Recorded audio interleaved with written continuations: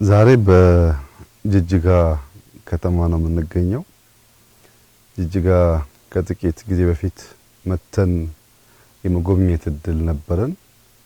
አሁን ያየነው ጅጅጋ ከዚህ ቀደም ካየነው ጅጅጋ በእጅጉ የተለየ ነው። 60 ኪሎ ሜትር ገደማ መንገድ ከተማ ውስጥ ተገንብቷል። ወደ 10 ኪሎ ሜትር የሚጠጋ ወክዌይ ተገንብቷል። 10 ኪሎ ሜትር የሚጠጋ የባይክ ሩት ተገንብቷል። በስፋት ተተክሏል። በብዙ ሺዎች የሚቆጠሩ አዳዲስ ቤቶች ተገንብተዋል። መብራት በስፋት ከተማ ውስጥ ተስፋፍቷል። ዛሬ ፕሬዝዳንቱ እንደነገረኝ ሪፖርት ባለፉት ጥቂት ዓመታት የጅጅጋ የመብራት ኮንሰምፕሽን 4 እጥፍ አድጓል።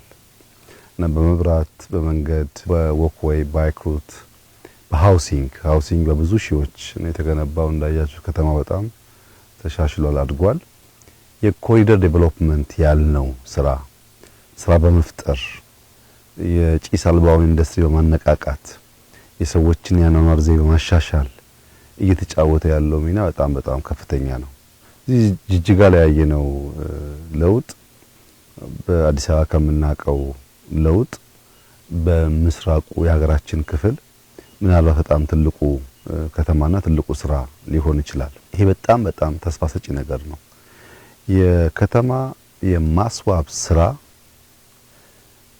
መገንዘብ የሚያስፈልገው በሚቀጥሉት 15-20 ዓመታት ማክሲመም አብዛኛው የማህበረሰብ የመኖሪያ ስፍራ ከተማ ይሆናል። ከተማን ስናዘምን ለልጆቻችን የሚመች የሚመጥን ሀገር እየሰራን ነው ማለት ነው። ከተማን በፕላን በእቅድ ካልሰራን ደግሞ በአንድ አካባቢ በጥግጊት የሚኖርበት ገሃነም ሊሆን ይችላል። ብዙ ጊዜ እቅድ የሌለው ከተሜነት አስፋፋ ስርዓታችን ከመጠጥ ውሃ ጋር፣ ከመብራት ጋር፣ ከመንገድ ጋር፣ ከሽንት ቤት ጋር ያለው ችግር ይታወቃል።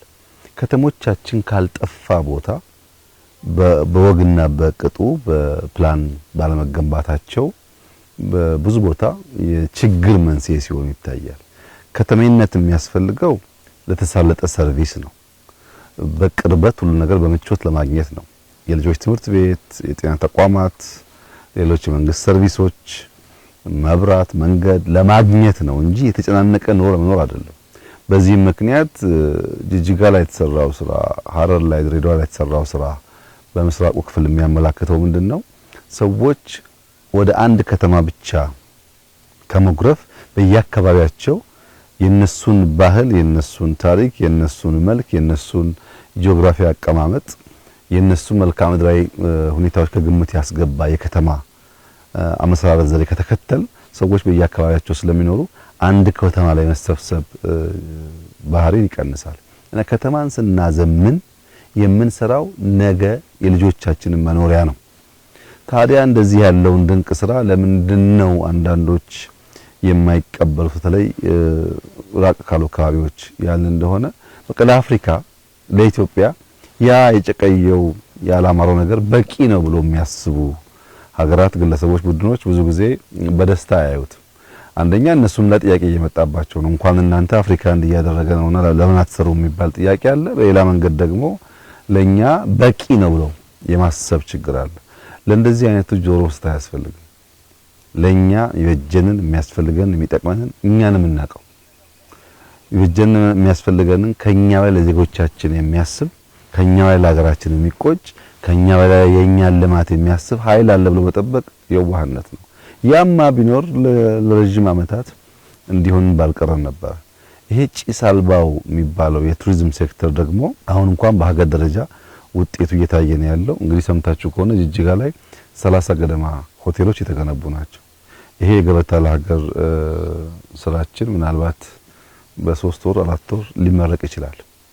የገበታ ፕሮጀክት መቼም በየከተማው እያመጣ ያለው ተጨማሪ ቫልዩ በጣም የሚገርም ነው። አሁን በሶማሌ ክልል ውስጥ በእንደዚህ ያለ ጽዳት፣ በእንደዚህ ያለ ላንድስኬፕ ስራ፣ በእንደዚህ ያለ ስፋት እንኳን ሆቴል ቀርቶ ሰፈርም አይገኝም። እያመጣ ያለው ቫልዩ ሲቪሊቲ ነው። ያኗኗር ዘዬ፣ ያገነባብ ዘዬ አንድ ሰው ምን አይነት የኑሮ ደረጃ ቢኖር ምቹና ተገቢ እንደሆነም ጭምር ትምህርት እያመጣ ነው ያለው። ይሄ ቦታ ሲጠናቀቅ በዚህ ከባቢ ያሉ የጎረቤት ሀገራት ካለም ጥርጥር እዚህ መጥተው መገልገላቸው አይቀርም እና ገበታ እዚህም አርባ ምንጭም ጅማም ጎርጎራም በየቦታው የሚታየው ትላልቅ ቫልዩ ነው በካባቢው ላይ ያመጣ ያለው። ይሄን በሶማሌ ተደግሞ በማየት በጣም ደስ ብሎኛል። በሶማሌ ክልል በዚህ ሳይዝ በዚህ ልክ ትላልቅ ስብሰባ ሊካሄድበት የሚችል ብዙ ነገር በውስጡ የያዘ ቦታ ማየት ቀላል ነገር አይደለም። ይሄ ነገር በተቀመጠለት እቅድ መሰረት ተጠናቆ ለምርቃት እንደሚበቃ ምንም ጥርጥር የለውም። 80-85% የሚሆን ስራው አልቋል። አሁን የማሰማመር ስራ የቀራቸው ከጥቂት ወራት በኋላ ተመልሰን እንደምናስመርቅ ተስፋ አደርጋለሁ። በድምሩ በሶማሌ ክልል ዛሬ ያየናቸው የመሶብ ፕሮጀክት ጅማሯቸው፣ የኮሪደር ስራቸው፣ የገበታ ስራ ከዚያም ውጭ ያሉ በርካታ የመንገድ ፕሮጀክቶች፣ የሆስፒታል ስራዎች በድምሩ ሶማሌ አካባቢ የመነቃቃት ምልክት ያሳያል። ዛሬ ባየሁት ሁኔታ ምናልባት ከባህር ዳር፣ ከአዳማ፣ ከሐዋሳ ውጪ ጅጅጋን የሚተካከል ከተማ ብዙ በሀገር ደረጃ ያለ አልመሰለኝም። በተለይ በሃውሲንግ ብዙ ክልሎች መማር ያለባቸው ጅጅጋ ላይ የሚሰሩ ቤቶች ጽድት ያሉ ናቸው እና ከአራት አምስት ከተሞች መካከል አንዷ ሆነች ማለት ነው፣ ወይም ከ10 ትላልቆቹ አንዷ ሆነች ማለት ነው። ይሄ ቀላል ነገር አይደለም። የዛሬ 2-3 አመት ይሄን ማየት አይቻልም እና በጣም አስደማሚ ስራ ነው የተሰራው። ለዚህ የሶማሌ ክልል ህዝብ አመራሮች፣ በዚህ ስራ የተሳተፉ ሰዎች በሙሉ ምስጋና ይገባቸዋል። የመጨረሻው መልእክቴ በተለይ ለፕሬዝዳንቱ ለካቢኔያቸው አሁን በሰራነውና በተገኘው ውጤት አይደለም እርካታ ሊሰማን የሚገባው፣ ባለፉት አመታት ለምንድን ነው ይሄንን ሳንሰራ የቆየ ነው ብለው መጠየቅ አለባቸው። ሰሞኑን ጓደኞቼ ጋር ስናወራ የአራት ኪሎውን ቤተ መንግስትና ዙሪያውን ብቻ ከሁለት አመት በፊት 3 አመት በፊት የነበረውን ሁኔታ አንስተን ወያይ ነበር። አራት ኪሎ ከአደባባዩ ወደ ሸራተን መውረጃው የፍሬንድሺፕ ፌስ 2 ፍሬንድሺፕ 1 ሳይንስ ሙዚየም የተሰራበት ያው የሚታወቅ ነው ምን አይነት ሰፈር እንደነበረ። የቤተ መንግስት ጋራዥ፣ ብዙ ቆርቆሮዎች፣ የጥበቃ ቤቶች የነበሩበት ነው። ከግቢ ገብርኤል ጀምሮ ደግሞ ጓሮውን ሲኬድ በጣም የሚያስፈራ የሚባል ሰፈር ነው። ለኑሮ ፍጹም ያልተመቸ ከፍተኛ የደህንነት መገለጫ የሆነ ሰፈር ነው። አዋሬ በተጋጋሚ ስናፈርስ ታውቃላችሁ የሚመስለውን ነገር። አዋሬ ደግሞ በጣም የሚያሳዝን ሰፈር ነው። በጥቅሉ አራት ኪሎ የሚባለው ቤተ መንግስት 360 የተከበበው ከፓርላማ ውጪ የአብሮት ላይብረሪን ጨምሮ ከፓርላማ ከተሰራበት ውጪ በጣም የመጨረሻ ደህንነት፣ የመጨረሻ ችግር፣ የመጨረሻ የቆሻሻ ምልክት ሰፈር የነበረው። እንዴት ነው 360 ዲግሪ በቆሻሻና በደህንነት ተከበል እዛ ግቢ ውስጥ ተቀምጠን አገር እየሰራን ነው ብለን የምናስበው የሚል ጥያቄ ያስነሳል።